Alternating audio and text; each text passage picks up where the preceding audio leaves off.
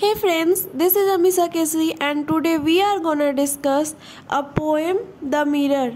We will discuss the summary and analysis of the poem The Mirror by Sylvia Plath.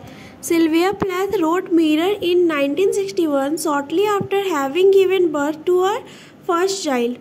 तो Sylvia Plath ने ये जो poem है mirror वो 1961 में लिखा था अपने पहले बच्चे के जन्म के कुछ समय बाद.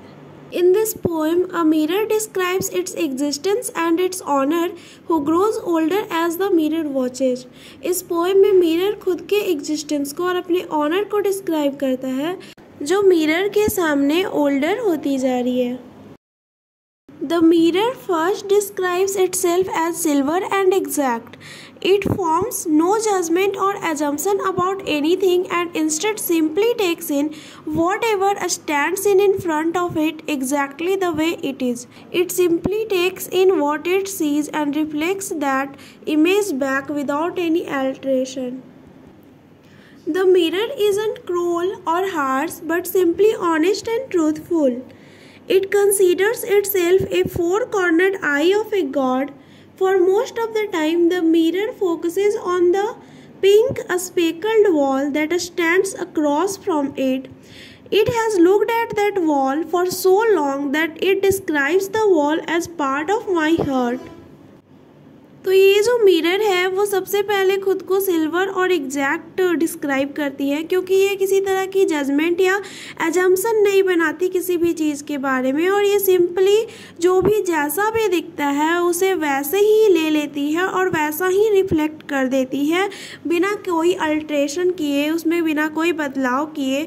मिरर को ये कह रही है कि वो क्रूल नहीं है, हार्श नहीं है, लेकिन ये सिंपली ऑनेस्ट और ट्रूथफुल है, बिल्कुल ईमानदार है और सच की राह पर चलती है. It considers A four corner I of a god. तो ये खुद को भगवान की एक फोर कॉर्नर वाली आई मानती है. अधिकांश समय के लिए ये जो मिरर है वो एक पिंक वॉल पे फोकस करती है जो जस्ट इसके सामने है और इसने उस वॉल को इतने लंबे समय तक देखा है कि ये मिरर जो है वो उस वॉल को अपने दिल का एक हिस्सा मानती है. The wall goes in and out of focus only by people who enter to look at themselves and the darkness that comes with night. जब भी लोग मिरर में खुद को देखने के लिए एंटर करते हैं या फिर जब भी अंधेरा आता है, जब भी रात होती है, तभी वो वॉल सिर्फ मिरर के फोकस से बाहर हो जाता है, यानी कि मिरर उसे देख नहीं पाती. The mirror imagines itself as a lake. A woman looks into it, trying to identify who she really is by gazing at her reflection. So, mirror जो है वो खुद को एक लेक, एक झील की तरह इमेजिन करता है. एक महिला उसमें देख रही है, उस झील में झांक रही है और खुद को पहचानने की कोशिश कर रही है कि वास्तव में आखिर वो है कौन. वो अपने रिफ्लेक्शन को काफ़ी ध्यान से देखे जा रही है.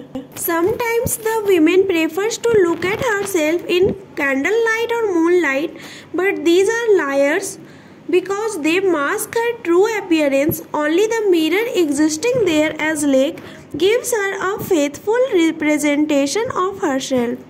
सो कभी कभी जो विमेन है वो खुद को कैंडल लाइट में मोमबत्ती जलाकर या फिर चांद की रोशनी में आईने में खुद को निहारा करती है, लेकिन ये जो है कैंडल लाइट और मून लाइट ये लायर्स हैं, ये झूठे हैं क्योंकि वो जो है सो उसके ट्रू अपीयरेंस को मास्क कर देते हैं, उसे ढक देते हैं, छिपा देते हैं और सिर्फ मिरर ही है जो उसे उसकी एक फेथफुल रिप्रेजेंटेशन देता है. Because of this, the woman cries and wrings her hand. Nevertheless, she cannot refrain from visiting the mirror over and over again every morning.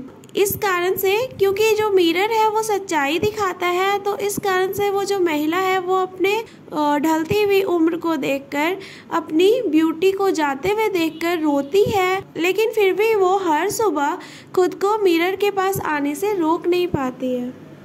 Over all the years, the woman has drawn a young girl in the mirror and now she sees in her reflection an old woman growing older by the day.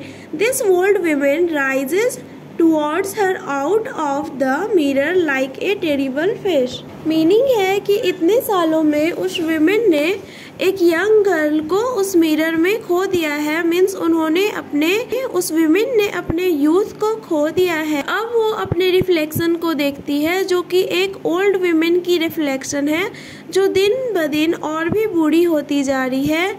ये women जो है वो mirror की तरफ ऐसे मुड़ती है जैसे कि एक टेरिबल फेस, वो बिल्कुल अपने आप को एक टेरिबल फेस, एक भयानक मछली से कंपेयर करती है जो काफ़ी अगली दिखती है। So friends, now let's discuss the analysis of the poem. The poem describes a women growing older and older in a mirror each day, or more accurately it describes a personified mirror looking on as the women's youth fades. ये poem एक ऐसी महिला के बारे में बताता है जो हर दिन बूढ़ी होती जा रही है। और भी अच्छे तरीके से अगर हम इसे डिस्क्राइब करें तो ये एक इसमें एक मिरर को पर्सनिफाई किया गया है जो एक विमेन को देख रहा है जिसकी यूथ फेड हो रही है। The first stanza illustrates the aim of the mirror which is only capable of reflecting what it sees.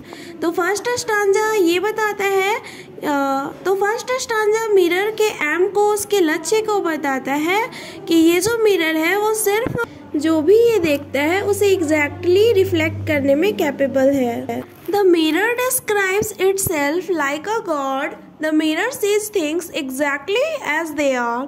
तो मिरर खुद को एक गॉड मानता है जो चीज़ों को वैसे ही देखते हैं जैसी वो होती है।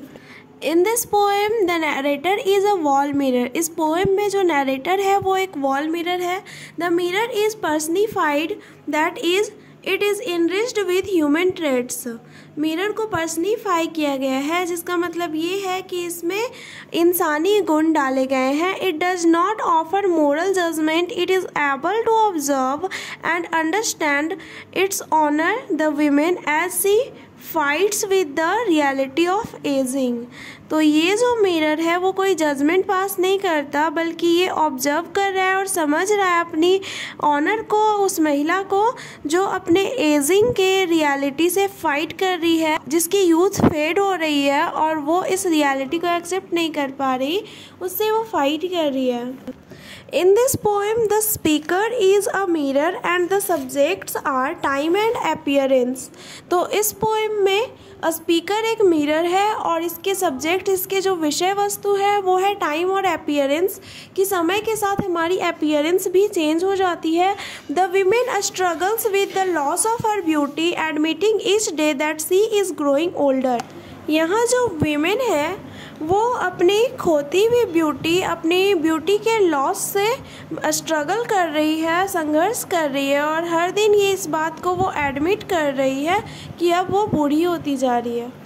Though the women occasionally deludes itself with the flattering liars, candlelight and moonlight, she continually returns to the mirror for the truth. हालांकि ये जो महिला है वो कभी कभार खुद को भ्रम में डालती है फ्लैटरिंग लायर्स से। वो जो है सो कैंडल लाइट और मून लाइट की हेल्प लेती है जो झूठे हैं और इसके झूठे इमेज को दिखाते हैं। फिर भी वो सच जानने के लिए मिरर के पास बार बार आती है। Like a terrible face, the woman's reflection is discomforting, causing her tears and agitation.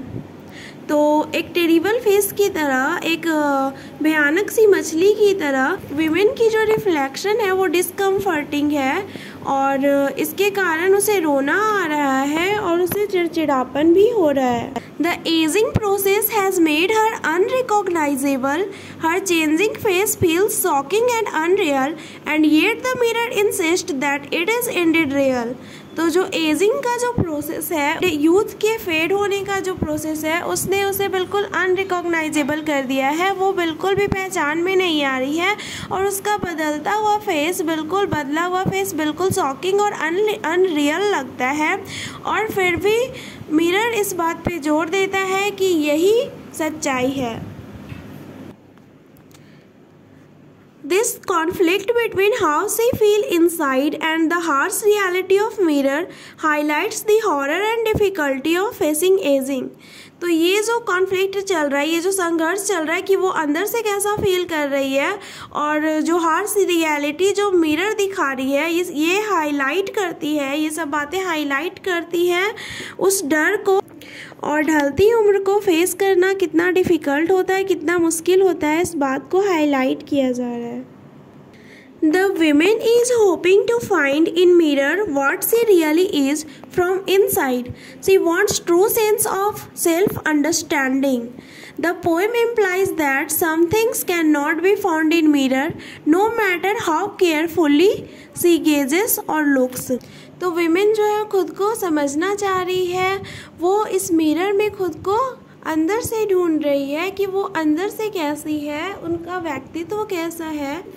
ये पोएम हमें ये बताना चाह रही है कि कुछ चीज़ें मिरर में नहीं पाई जा सकती, आप चाहे कितनी भी ध्यान से देख लो। People are so much more than what they look like on the surface. The mirror only reflects how things appear, not what they are.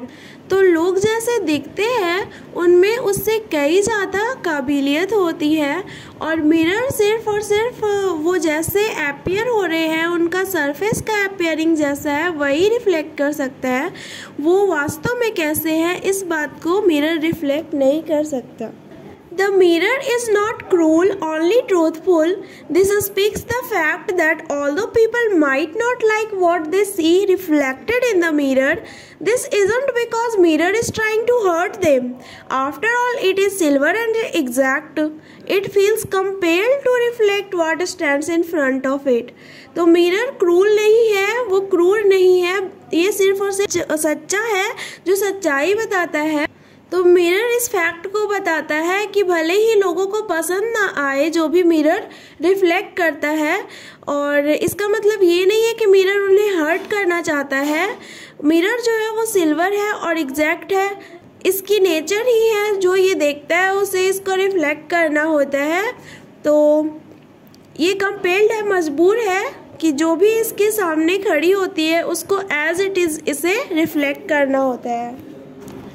The second stanza is significant because it exposes the women's need of the mirror and the mirror's need of the women. Second stanza जो है वो काफ़ी महत्वपूर्ण है क्योंकि ये expose करता है, ये बताता है कि विमेन को एक मिरर की कितनी ज़रूरत होती है और एक मिरर को एक विमेन की कितनी ज़रूरत होती है।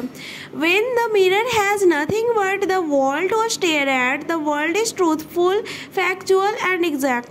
जब मिरर के पास कुछ भी नहीं होता, बस एक वॉल होती है जिसे वो स्टेयर कर रहा होता है, तो उसे दुनिया काफ़ी ट्रूथफुल लगती है, फैक्चुअल लगती है और एग्जैक्ट लगती है। But when the women comes into view, the world becomes messy, unsettling, complicated, emotional and vivid. तो जैसे ही विमेन व्यू में आती है, वो खुद को देखती है और मिरर उसको देखता है, तो दुनिया काफ़ी मेसी लगती है, उसे अनसेटलिंग लगती है, उथल पुथल लगता है, कॉम्प्लिकेटेड लगता है और इमोशनल लगता है। Thus the mirror is no longer a boundary but a clear and penetrable space. It reflects its own desires and understanding about the world.